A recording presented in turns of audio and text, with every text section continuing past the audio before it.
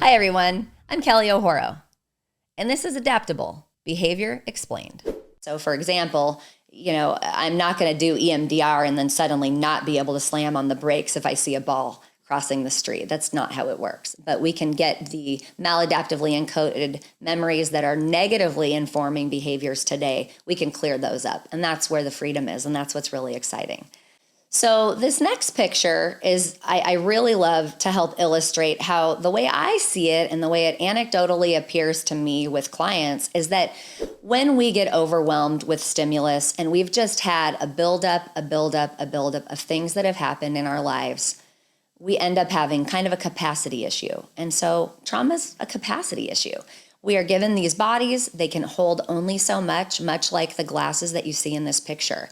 And so we really don't start off as a blank slate, like I talked about. With epigenetics, we do come into this world with some material that's already in our body that is probably needing to be taken care of or reprocessed. So when you look at that picture on the left of that glass, you see there's already some material in that glass.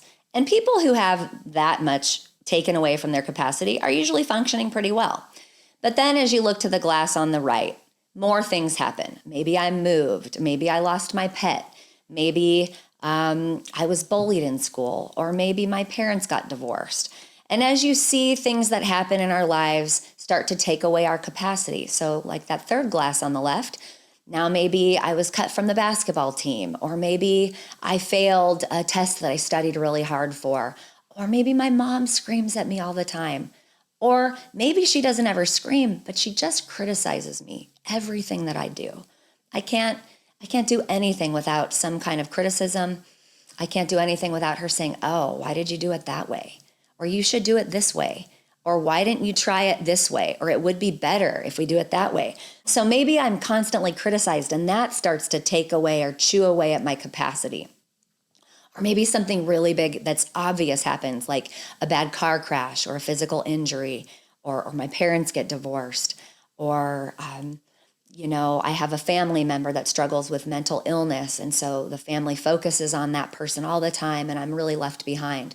And that's chronic, and it's over time, and it whittles away at my capacity. So oftentimes people wait too long to get help.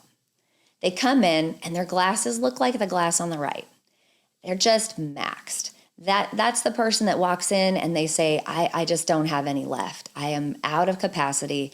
I'm maxed out, and they come in to help.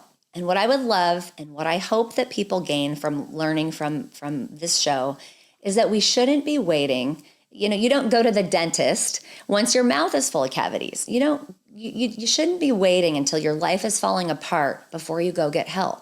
We really need to be getting our checkup from the neck up. We really need to be tuning into our brain that is the governor of all behavior, and it manages all of our body systems. We shouldn't be waiting.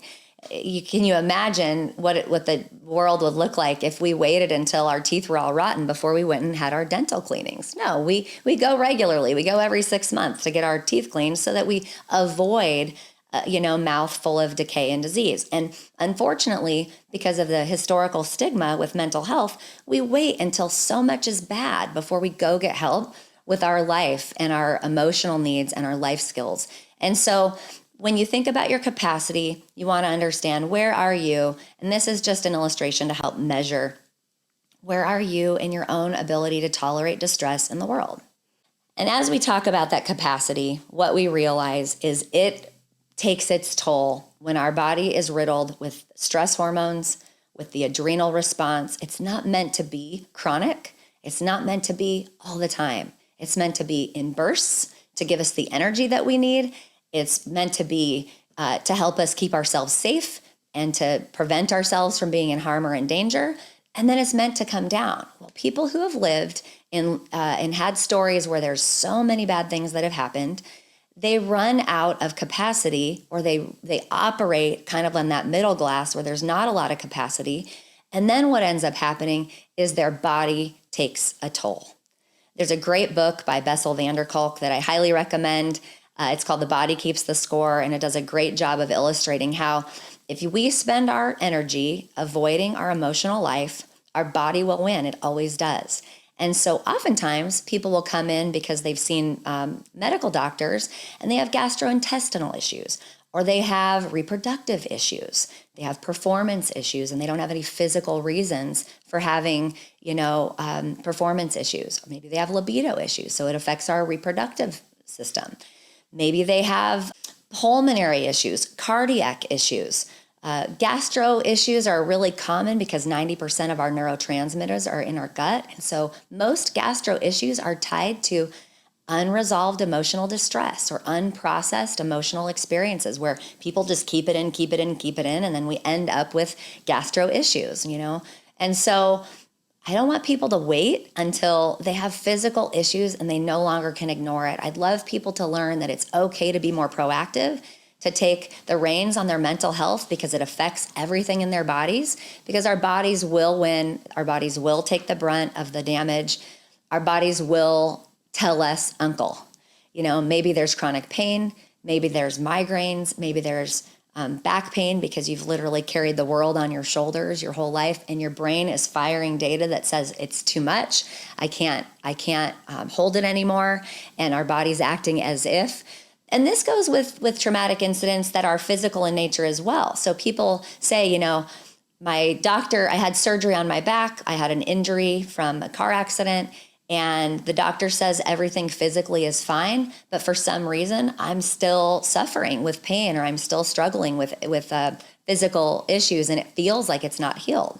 Well, when you think about how our brains work, we actually are firing data that says protect. And so if I was in a car accident and I don't have my body is not updated with when to brace and when to be tight, and I'm doing it unnecessarily all the time as if I'm still trying to protect myself from an issue or an incident, my back doesn't know it's okay, it's over, it's time to settle it down.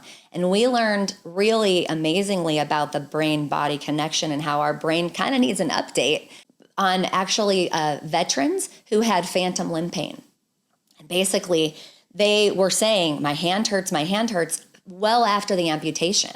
And what they learned through EMDR therapy is if I reprocess the event where I had my arm was injured in an explosion and therefore I had to have it amputated, and I reprocess the emotional and the sensory input that was stored with that experience, my brain can know it's over.